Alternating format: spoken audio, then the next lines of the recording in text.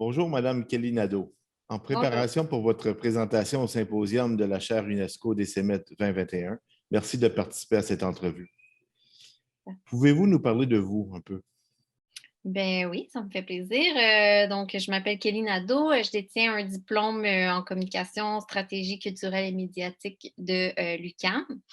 Depuis près de 10 ans, j'occupe différents postes et rôles dans le milieu de la production télévisuelle au Québec. Donc, j'ai un intérêt marqué pour l'humain et aussi pour la nature. Donc, c'est très important pour moi de me tenir informée des enjeux liés à la justice sociale et à la crise climatique. Puis, je milite aussi en ce sens. Puis, à mon sens, donc, les deux sont interreliés. En 2020, j'ai fait un retour aux études. Donc, j'ai complété un certificat en coopération internationale à l'Université de Montréal afin d'acquérir plus de connaissances au niveau des contextes, enjeux et défis relatifs à l'aide internationale. Tout ça dans le but de l'amener à un niveau professionnel. Donc, je considère que l'industrie télévisuelle est un milieu quand même homogène et hermétique en ce moment. Donc, je souhaite vraiment y apporter une nouvelle vision, une approche plus holistique et créative sur des projets sur lesquels je travaille, puis éventuellement créer des projets solidaires qui participent à la transformation sociale. Donc, je pense que les médias ont vraiment une responsabilité dans l'éducation citoyenne, puis ils influencent les perceptions, la réflexion de tous et toutes, en plus de jouer un rôle dans la représentation de la société. Donc, je me questionne sur la représentativité dans les médias et tout ça. Voilà. Merci. Puis vos préoccupations en lien avec votre région, votre pays en ce moment? Ben, j'avoue que j'ai beaucoup de préoccupations en ce moment, là, surtout dans le contexte de la pandémie.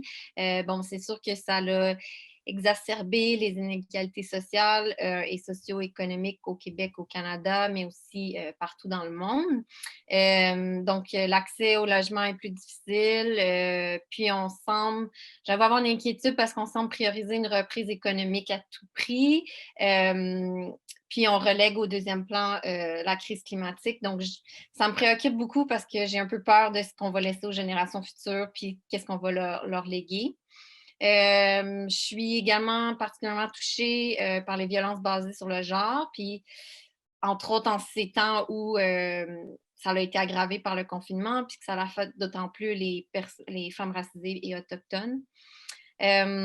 Ensuite de ça, ben, j'avoue avoir peur aussi de la polarisation qui se passe sur les réseaux sociaux. On sent une profonde détresse chez la population, puis ça se transforme souvent en discours haineux, donc sur les réseaux sociaux. Ça, j'avoue que ça me préoccupe aussi. Puis finalement, comme je fais partie de la communauté LGBTQ+, ben, c'est sûr que je suis sensible aux luttes contre les inégalités, les discriminations, les violences envers notre communauté. Fait que je revendique pour nos droits, pour la reconnaissance des personnes de la diversité sexuelle et de genre. Merci. Puis vos inspirations en ce moment?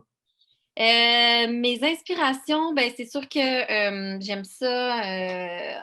Moi, je suis confinée à Montréal, donc j'avoue avoir tendance à me réfugier quelques jours en nature là, pour faire le plein, juste contempler, respirer, ça me fait énormément de bien. Puis pour moi, l'art est aussi un puissant moteur de transformation sociale. Donc, je lis beaucoup de poésie, des essais, des récits, des fragments, de la philosophie aussi. Donc, je trouve que je trouve la magie dans des phrases d'auteurs et d'autrices que je note, j'ai relis, ça m'inspire beaucoup en ce moment. D'ailleurs, j'écris aussi de mon côté, donc ça me permet de mettre en mots des perceptions, des réflexions, puis des constats. Puis, c'est ça. Sinon, au niveau du Québec et du Canada, bon, ben, il y a certaines mobilisations citoyennes, par exemple, GNL Québec, que je trouve inspirantes.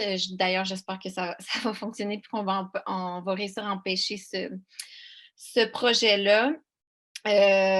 Puis c'est ça. Puis c'est sûr que le cours d'éducation transformatoire que je suis, donc avec Paul Carr et Gina Tézé, c'est l'éducation transformatoire à la démocratie et la citoyenneté mondiale, donc qui est donné par l'UQO. Je trouve qu'on a vraiment des réflexions qui sont riches, profondes, lumineuses, puis qui amènent beaucoup d'espoir pour la suite. Bien, je vous remercie beaucoup, Mme Kelly Nadeau, pour cette entrevue. Ça me fait Bonne plaisir. journée. Merci, bonne Bye. journée.